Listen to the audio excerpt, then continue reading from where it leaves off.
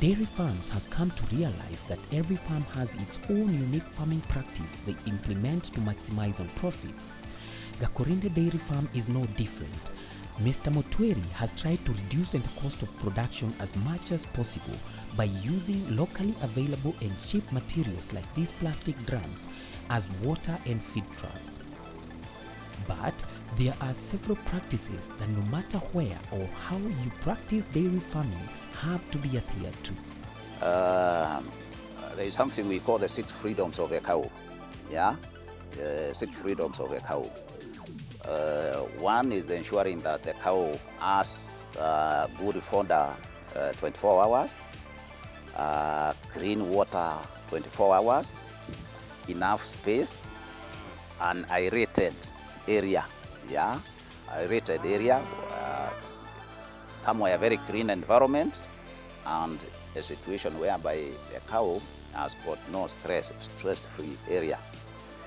So basically, those are the critical things that we need to look into. Once you provide those ones, may it be you construct your barn in the bricks,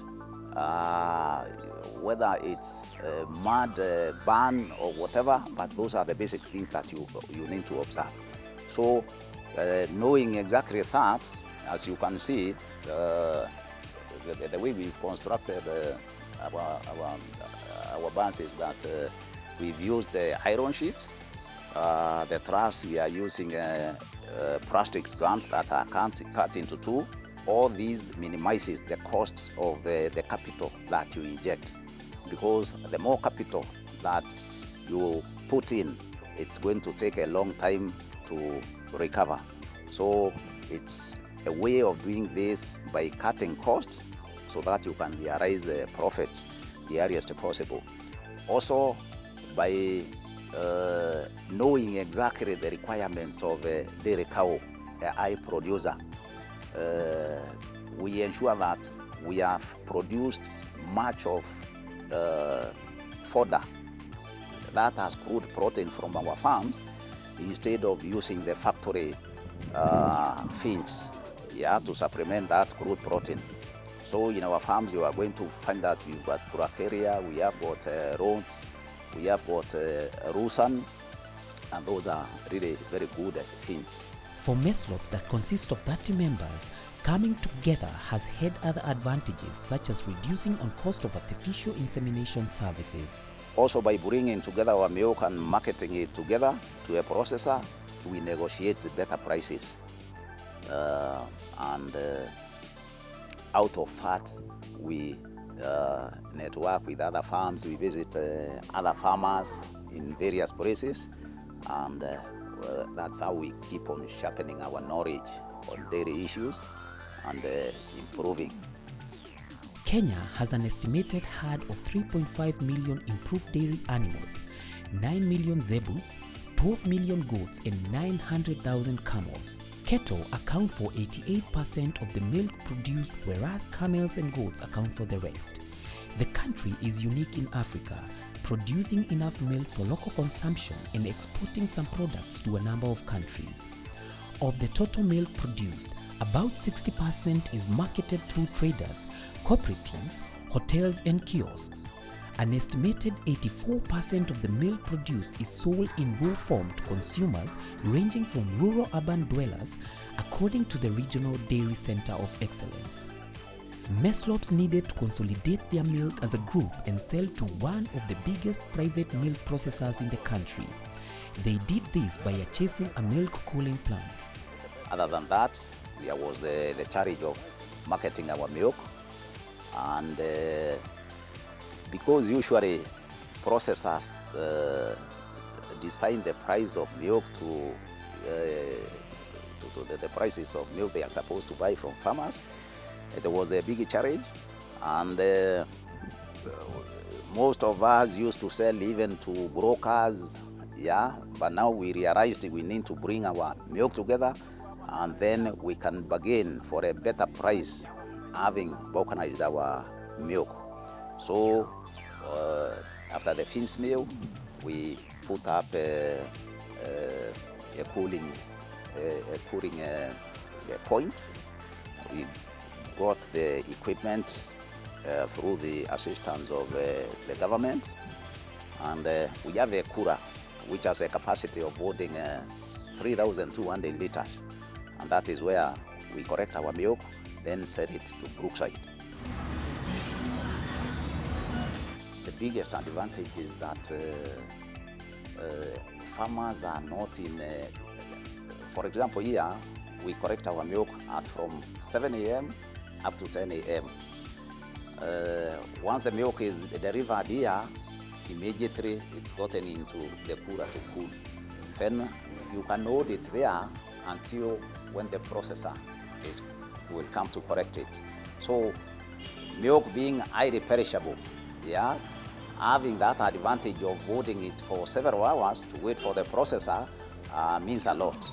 We don't have much wastage of our milk because like many, what used to happen there before, farmers could come with the milk from far, and by the time it's collected and the processor comes, probably milk would go bad. But now we don't have those incidents. Otherwise, when the milk is also being received here, we have got the technicians from the processor at Brookside who analyze the milk before correction. And if there are issues, the farmer is advised there what he or she is supposed to do with his cows. So we always ensure that it's very advantageous to have this cooling plant here. According to Mr. Ringera, even though this has helped improve prices of milk, unlike before when the group members were selling their milk as individuals, there is still a huge gap between the price which the processor is buying compared to the price of shelved milk in the shops. In the recent past, there have been many issues, and there were many regulations that were being brought about by Kenya Dairy Board, which appear to be very punitive to farmers. Because in as much as we are saying that we are collecting milk from farmers and then selling to processors, in fact those prices are not very friendly, and there are farmers who feel once they have got an order somewhere, either these small hotels or other places, they have to sell milk, yeah, at a better prices more than we are receiving at this point. And as you can see around, all these are people in these houses. Most of the students from Kenya University and their staff, they live in this area, and definitely we have to sell milk to them. The quality of milk delivered to the dairies is a big challenge for the dairy processors. Poor milking practices, a fragmented small-scale dairy farming system, and lack of cooling and storage facilities at the farm provide huge challenges to the farmers' ability to meet the specifications of the dairies, resulting in poor quality milk to the dairies.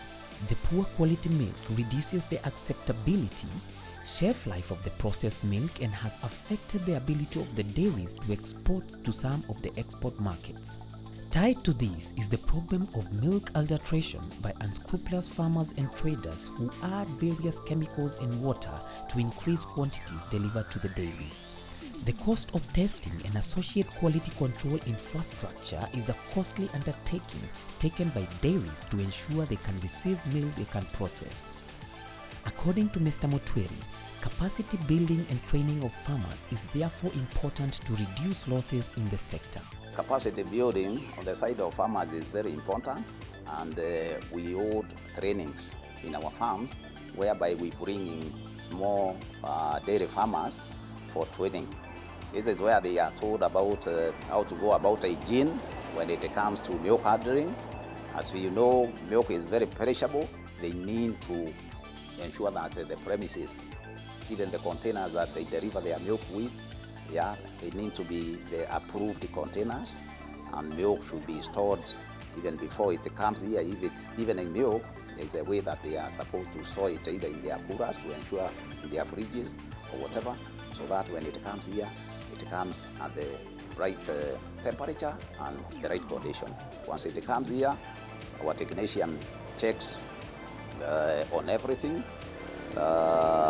They analyze using in our lab here, and as a result, if there are any issues, a farmer is advised So there is no way a farmer will come with the contaminated milk, because it's going to simply be detected at the point here. And once we get such a farmer, we don't condone such behavior. We tell him to find another market for his milk. We are not ready to deal with such. For Gakurine Dairy Farm, together with the Meslops Dairy Farmers Group, he hopes that as long as many more milk processors continue emerging and challenging the current monopoly, the future is bright for dairy farmers. He adds that they plan to venture into value addition soon. Be sure to join us tomorrow, same time, for another captivating show.